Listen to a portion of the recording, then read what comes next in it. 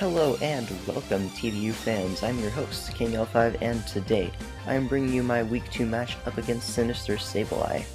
You can see the matchup on the right. He has the, well, I'm not going to read off the names of the Pokemon because obviously you can see what they are, but look at that, the matchup. The three offensive threats that I really need to prep for heavily are Salamence, Mamoswine, and the Salazzle, as those are generally going to be the biggest threats to my team.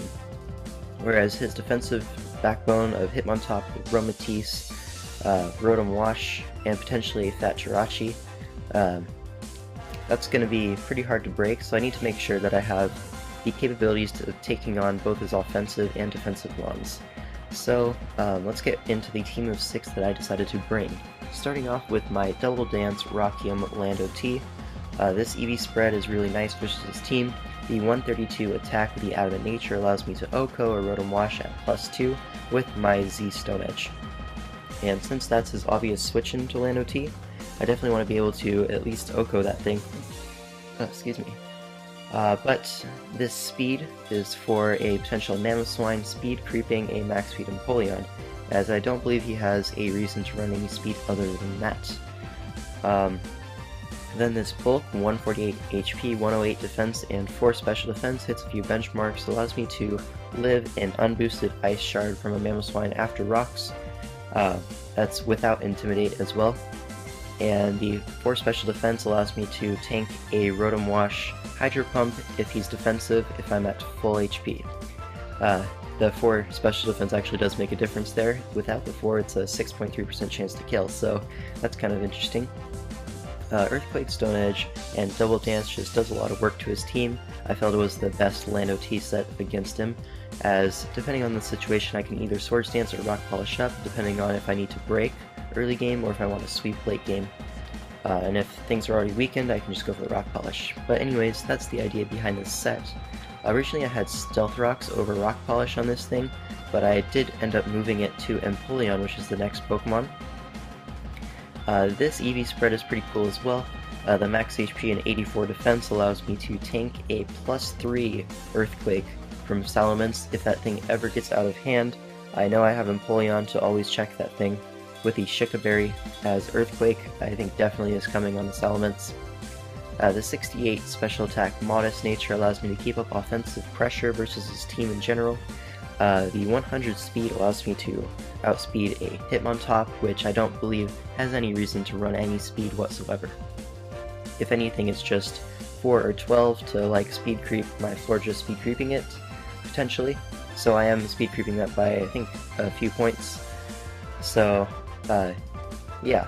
The 68 special attack allows me to do lots of things versus team, allows me to OHKO a bulky Salamence, it allows me to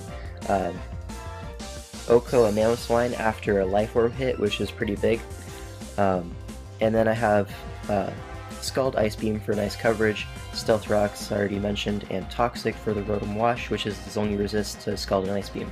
And putting that thing on a timer is very nice, especially for my offensive team, which does like Rotom to be weakened. Yeah, just generally nice Empoleon spread. I really like this Pokemon, to be honest. Shout out to Dougie McBuckets 3, or Dougal. He used Empoleon in the JBA, I think, to put it on the MVP list, so yeah, shout out to him. But here is the Infernape, going with a Life Orb mix set this week, as it completely dismantles his team. There are no switch-ins on his roster. With this moveset, I'm able to 2-hit KO every single Pokemon on his team as long as I predict correctly. The only thing that resists these moves is Salazzle, and that's not a bulky Pokemon. That dies to Fire Blast into close combat. So that's pretty nice. I am speed creeping his base 100s with this Pokemon, being Jirachi and Salamence. Fire Blast, HP Ice hitting from the special side, close combat, and Gunk from the physical. It just doesn't have switch-ins, so that's why I brought it. And yeah, I decided to go with a minus defense nature, as tanking a Mamoswine's Ice Shard is a little bit less important in my opinion than tanking a Salazzle Sludge Wave, as Salazzle being a huge threat to my team, I felt like being able to live that Sludge Wave after a few Life Orb hits was definitely worth it, rather than taking like 5% less or 3% less from Ice Shard. So yeah, that's why I decided to go with a Hasty Nature. But next up is my Swellow. This Pokemon, again, has an amazing matchup. No real switch-ins. His only Boom Burst resist is Jirachi, which I have the Heat Wave for. I also can U-turn out on that thing and get my Infernape in for free, which would be really nice to pick up a kill. And then I have the Air Slash to give me a really solid chance to OHKO a Superior at full, as that thing can potentially do a lot of work if it goes for the Leaf Storm and starts snowballing. I definitely want something that can have a really solid chance to OHKO it, and Hurricane, actually, a 30% chance to miss, I believe, is less than the roll to not kill with Air Slash, so that's kind of interesting to note. I am speed creeping, what was it? Probably the Salazzle, to be honest, just with this EV spread, and then the special attack and HP is just pretty standard. Not really much else to say on this Pokemon, it just has no switch-ins. It's pretty much the same deal as Infernape, huge offensive threat. Next up is my Sharpedo, which is huge offensive threat number 4, Empoleon just there kind of checking stuff, but this is definitely a very offensive team. So this Pokemon is another thing that has no switch-ins. I feel like a lot of my offense has a great matchup, which is why I'm bringing offense, obviously. But the Adamant Nature, you might be surprised on this, as a Jolly Nature would be needed to outspeed a Jirachi and Salamence. However, the Adamant Nature allows me to 2-hit KO a Rotom Wash with Crunch 100% of the time, rather than Jolly, I am not able to do so. With Adamant Nature, I am able to 2-hit KO Aromatisse after Rocks with Poison Jab, which Jolly Nature is unable to do. So those two rolls in particular just made me think that Adamant was definitely worth it. I am speed creeping a max speed Mamoswine just because I can, basically. No reason to run any more speed than that. And then 92 HP gives me some solid bulk to live a few hits. This moveset just kind of hits his entire team really hard. Aqua Jet for priority, Poison Jab for the Aromatisse, Crunch just in general, nice stab, and Psychic Fangs for the Hitmontop. And yeah, this thing doesn't really have switch-ins besides maybe a Fizz-Def Intimidate Salamence might be able to take 2 Crunches and roost it off. However, an offensive Salamence is much more threatening to my team. And if anything, I think Aromatisse is going to be the dedicated Sharpedo switch-in. Being max physically defensive, it can eat up any hit that isn't Adamant Poison Jab, which is obviously why I'm carrying it. But yeah, this thing, definitely looking to put in a lot of work versus team, as now I have 3 Pokemon with no switch-ins, and a 4th one that can break through his entire team. So let's go with another offensive Pokemon at the end. This is going to be my Scarf Latios, as with an offensive team like this, I'm looking to revenge kill a lot of threats rather than eat hits bulk, other than Empoleon with Salamence. I am definitely trying to revenge things rather than just take a hit and fire one back, as a defensive team might do. So with a Scarf Latios, I'm able to revenge kill a Salamence, Superior, not really Mamoswine because Ice Shard is going to do 1,000,000, but I can revenge kill Salazzle as well, which is a huge one. So he has really 2 reasons why I wouldn't bring Latios, and that is a defensive Jirachi and a Pursuit Trapping Liepard. But I don't really care about either of those things, as for Jirachi I have Shadow Ball to put a huge chunk into it, and versus Liepard I don't think it has the greatest matchup aside from Latios, so I don't really see him bringing it, as I do have a Florges to completely hardwall that. And Sharpedo kind of comes in for free on the Prankster, immune to Thunder Wave, that sort of thing, and giving Sharpedo free switch-ins is definitely something that he cannot afford to do. So yeah, I'm speed creeping the base 100s on this Pokemon as well. Max special attack and then some bulk, kind of standard spread that you pretty much see in draft leagues, just speed creeping and the rest dumped in HP. This Pokemon gives me a nice switch into Rotom Wash, as my team is severely lacking in that department up until this point, and I don't feel like Tangrowth is really going to fit on this team, as I do need the revenge killing of Latios. And yeah, so having that check to Rotom Wash is really nice. dual stabs and Shadow Ball just hits his entire team really hard, apart from an Aromatisse, which is a free switch into my Empoleon, which I can get up rocks versus etc. But anyways, that's going to be all for my team builder. Let's get into the actual game. So as you can see, he decided to bring the Rotom-Wash, Salazzle, Salamence, Aromatisse, Hitmontop, and the Jirachi. So looking at this matchup, I'm really hoping that's not Scarf Rotom, as it does completely 6-0 me, but I do have a Tangrowth on my squad, so, well, not on this particular team of 6, but I do have it on my roster, so I don't expect Scarf Rotom, but definitely going to have to scout on that. But looking at the lead matchup, I'm actually going to decide to lead off with my Swellow. As you can see, it just puts in a lot of offensive pressure early on, and sacking Swellow isn't a huge deal as he didn't bring the Superior, which is the main thing that I need Swellow to revenge kill. So it's kind of more expendable than the other Pokemon, as well as just getting off a huge hit on something early on would be really nice. So I am going to decide to lead off with my Swellow, and we're going to be challenged by Pokemon Trainer Peyton. So he's actually going to lead off with John Wall, the Rotom-Wash, and unfortunately, even with my HP investment on Swellow, Volt Switch is a guaranteed kill on this thing, so I can't really stay in, as getting off a Boom Burst on this thing isn't really that important where I'd be willing to stack my Swellow turn 1 for it. So I'm just going to go into my Latios, pretty safe play on the Hydro Pump. Kind of surprised he didn't go for the Volt Switch, but he was trying to catch me on a Lando T switch in. However, I'm not going to risk my Lando T versus a Rotom Wash. If anything, Rotom Wash should be coming in on Lando T, not the other way around. But anyways, here is sort of a 50-50 of sorts. I'm going to pause it for a second.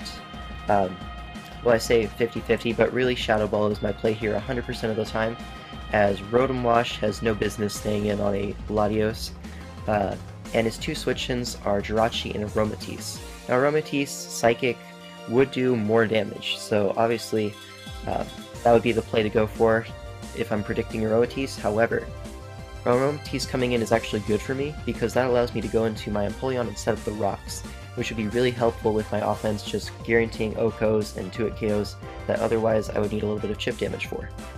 So Shadow Ball is 100% my play here, and I do catch the Jirachi here with the Shadow Ball, and it's actually going to reveal that he is no bulk on that Jirachi, as that is a huge chunk of damage, 60% about, which means I'm able to 2-hit KO this thing. Now, judging by the fact that he stayed in, he was probably Choice Scarf, but fortunately for me, I am also Choice Scarf, and I'm able to 2-hit KO Jirachi, getting rid of it turn 2. Or is it turn 3? Yeah, turn 3. So now the Salamence comes in. I do have my Empoleon with the Sugar Berry intact, and I don't feel like a Earthquake is coming out versus my Latios, as he does go for the Dragon Dance, but I'm able to live any hit thanks to my Sugar Berry, and I'm able to just go for the Ice Beam here, as if he wants to go into his Rotom Wash, that's completely fine. Forcing the Salamence out is all I really need to do at this point, and I'm going to eat my Sugar Berry and tank this Earthquake with ease. He actually gets a crit, which kind of sucks a little bit, but not going to end up mattering too much as I live the hit anyways. And if anything, that's alright for me as well, as it puts me in Torrent range, I believe. So that's pretty nice for me as well, as my Scald will be doing significantly more damage now. But in comes Salazzle, and I know 100% this thing is going for the Fire Blast. So I'm going to go make the read and go into my Latios, as I can tank a Fire Blast. Even if he decides to predict that for some reason and go for the Sludge Wave, I am out of range 100%, as he reveals that he is Life Orb here, and now he doesn't really have a Psychic Resist, so I'm just going to go for it. And Aromatisse is his play. However, versus this thing, I'm actually going to get a Special Defense drop, which is pretty nice, and that damage reveals that he's not Fizz Def like I thought. He's actually Special Defensive. So here, I'm actually going to switch out here. I forget exactly what I go into. Let's find out. I do actually go into my Lando T, as at this point, Lando T is looking in a very solid position to sweep. If I'm able to get up a Swords Dance and a Rock Polish, he has no counterplay to my Lando T. So basically, I can eat 2 Moonblasts, set up the Double Dance, and just sweep through his team, potentially getting 4 kills for Lando right here, right now. So I am going to go for the Sword Stance, as if he decided to go into Rotom Wash hard on my Lando, getting up the SD first would be much more useful, as I would be able to OHKO that thing, or tank the Hydro Pump and Rock Polish up and potentially win. However, he is going to reveal the Toxic, which means I'm not going to be able to sweep with Lando just now, or right now, which is kind of unfortunate, but I have two plays here. I can go for Rock Polish, trying to sweep as many Pokemon as possible, or I can go hard for the Z Continental Crush. Now here, I thought that his play should have been go to Rotom, which is why I went hard for the Z Continental Crush. Being Toxic puts me on a timer, so I did feel like making this play was worth it, as it did guarantee a kill versus any switch in anyways, and the Aromatisse is going to drop anyways, so it does give me a kill. I do get a crit, but that's not going to matter. It died anyways, especially considering it was especially defensive Aromatisse. But in comes the Rotom Wash, and now that I've used up my Z move, it can live any hit from me, except maybe a crit Stone Edge. I'm just going to go for the Stone Edge, as getting damage on this thing is really nice for my Sharpedo, as well as my Infernape. Both are huge threats to his team, as he is able to knock me out with the Hydro Pump. So Lando T goes down, but at this point I can go into my Sharpedo, and he doesn't really have good switch-ins apart from the Hitmontop. I thought about going for the Psychic Fangs here, but overall it was just not the play, as Rotom had a chance to live the Psychic Fangs, and so I just did decide to go for the Crunch, as it was a guaranteed kill. And he actually goes hard out into his Hitmontop as expected, but again, making plays to break that is pretty unnecessary at this point. I feel like I have the game pretty much in the bag. I'm going to go for the Crunch, and this damage is actually really important. It does about 26%, something like that, and that's going to reveal that this Hitmontop is actually max HP with no physical defense investment whatsoever, which means that Crunch plus Psychic Fangs is a guaranteed to-hit KO on this Hitmontop based on the damage that I got earlier on Crunch. So I'm able to knock that thing out, which is really nice for me. And now he's going to go out into his Salazzle. Now, Life Orb Sludge Wave has a 12.5% chance to OHKO me, and I'm willing to take that risk to potentially 2-hit KO with an Aqua Jet, as he is going to go for the Sludge Wave, and as you're going to see, he's actually going to knock me down to 1 HP. So Focus Sash Mega Sharpedo putting in the work here. Brilliant prep on my part, I have to say. Focus Sash on this thing was definitely the best item to bring. But here I'm just going to go for the Aqua Jet, as even if he switches into Rotom Wash, after the Intimidate even, the Aqua Jet plus Crunch is able to knock this thing out 100% of the time, and my 1 HP Mega Sharpedo is able to pick up the last 2 kills with Crunch and Aqua Jet versus the Rotom and Salazzle. So that's going to be my match versus Sinister Sableye. Gonna pull out a clean 5-0 victory, and Mega Shark putting in the work. That's what I like to see. Definitely an underrated Pokemon in the format, but that's gonna be all for this video. Thank you guys for watching, and I'm gonna wait for this little icon to pop up. Come on, there we go. So thank you guys for watching.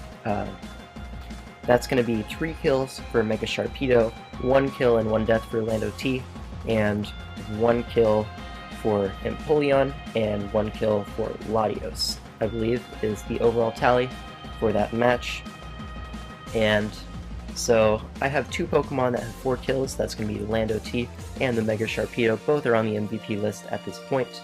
So that's pretty nice, and that's going to be all for this week. See you guys in week 3. That's up against Slyro with his Mega Mawile, so it's going to be very interesting to prep for that monster. But yeah, see you guys in that video.